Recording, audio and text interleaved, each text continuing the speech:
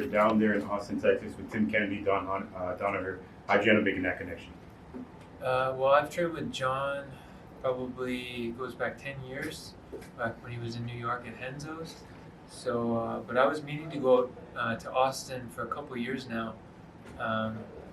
Right before COVID hit, I messaged Tim Kennedy and was asking him about coming down, and he was very welcoming. And just COVID kind of interrupted, and then once that door kind of opened again, I went down to check it out after my off-season time, and I just fell in love with it. It was just a perfect fit for me there, and made a lot of improvements, and feel at my very best. So I'm really happy that worked out. Was there anything specific that you wanted from that camp down there? I think, working with John, obviously I felt like my jiu-jitsu would just improve so much, which it has. Unexpectedly, my striking grew a lot more because John's got a fantastic eye and was able to see skills that I was underutilizing that we worked on, and that was fantastic. And then working with Tim, just my physical shape and doing some of the exercise and workout routines that he was doing, and just being in that group with those kind of men, and I felt like that was just very uplifting, to make me step up and put in that work and rise to the occasion, so to speak. And it made me a lot better, and I feel great.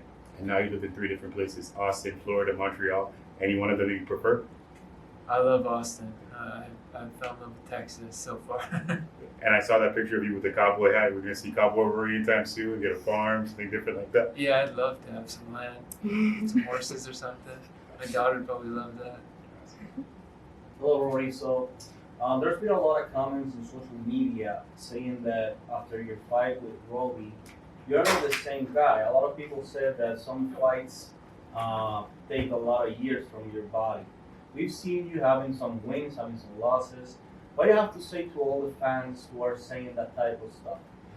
Yeah, I understand that someone could say that. I mean, that was a crazy fight. It was like I felt like I was in a car accident after it.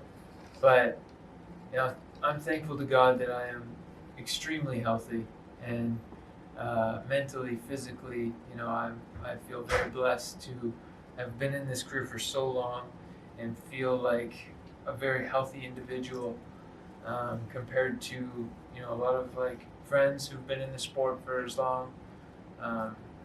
I couldn't be happier with my physical condition, and I don't feel like that fight took any years off of me.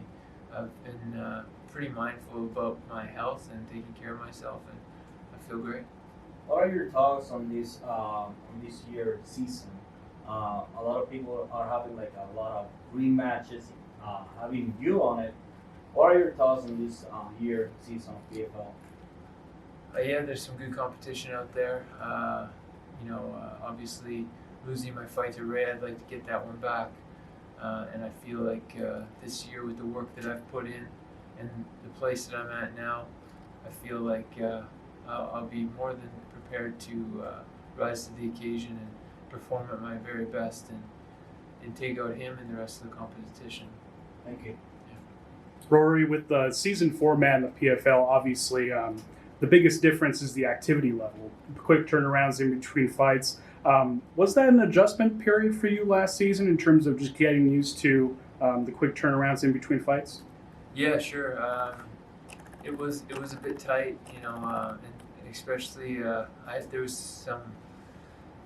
I didn't understand the schedule, and I got kind of mixed up, and then it was even more rush, COVID on top of it. Everything was it was a lot going on for my first season at PFL, but no excuses. I like the format. It's a grind. I personally believe it's the toughest tournament out there that you can go through. It's grueling, physically and mentally. You got to be focused, hungry, and you got to be able to put in the work and withstand, the fights and the training that you have to go through, the weight cut. So it's a lot, but I feel like that experience last year prepared me to be the winner this year.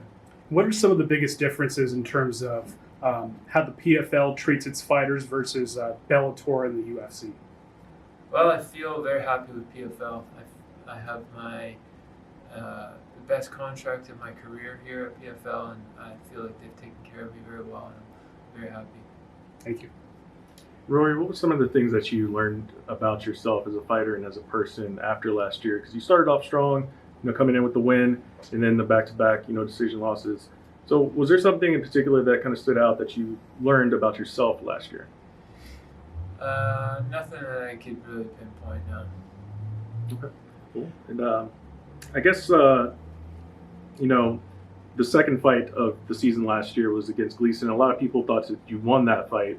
And he's kind of been in a couple of controversial sort of decisions. A lot of people think that he beat Khabib. A lot of people, think that you beat him, obviously. So what do you think about like him? Because there's a chance that you could, run into him again this year. Well, it's out of his hands is what the judges do. I mean, I don't hold it against him that he got the decision. He's a great fighter with a lot of experience, and I don't mind fighting him again. I feel very confident. I feel even more confident having fought him already and feeling better than I did last year with the training that I've put in. So that's not a problem. He's a great fighter, and I think we would have another great fight. Hey, Rory, you mentioned the place where you are now. Is that mentally? And I guess we all go through it at some point in time.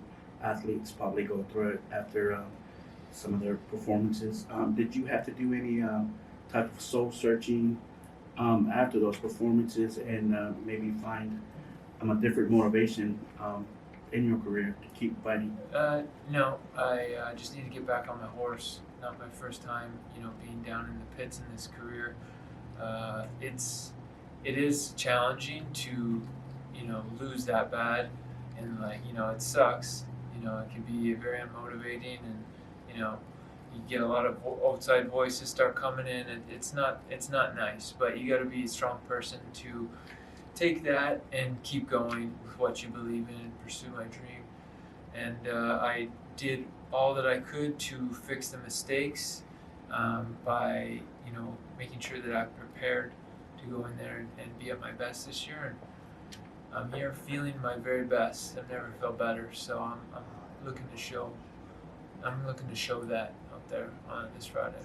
And was there a different support system that you changed, or maybe you want to acknowledge besides just getting back in there and training? I still have my support system. If I've added a few people on, I guess moving to Austin, being closer to John Danaher, I've really got to spend a lot of time with Tim Kennedy and some of our friends down there, that training partners that I've really clicked with, and we've formed a bond and a circle of friends that has been good for me. I'm joyful going into prepare for fights. That's a big part of it. But I'm still based out of Montreal with my family there, and my coach Faraz at TriStar. So my support system is still generally the same, with a few people added on. Moving to Texas. And last for me is, Austin is known. They say keep it weird, keep Austin weird. Have you had your weird moment yet down there? No, not really. Weird Just, story. I mean, what I do is weird, so just fighting people every day, fighting friends. Yeah, Roy, you having John Danaher in the corner? Yeah. What does that mean to you? It's just being like, I'm from Windsor Grace, New York too, and he's like legendary for being on GSP's corner, and how is that going? Yeah, well, he's been in my corner a few times before, so it's always a pleasure. John's he's extremely skilled at what he does, and he's a real blessing and an asset in my corner to have his opinion and his eyes there to steer me in the right direction. So he's a valuable piece of my team.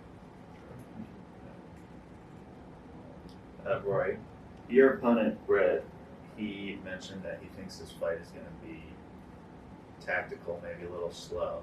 Do you have a vision of how this fight goes? Tactical and fast.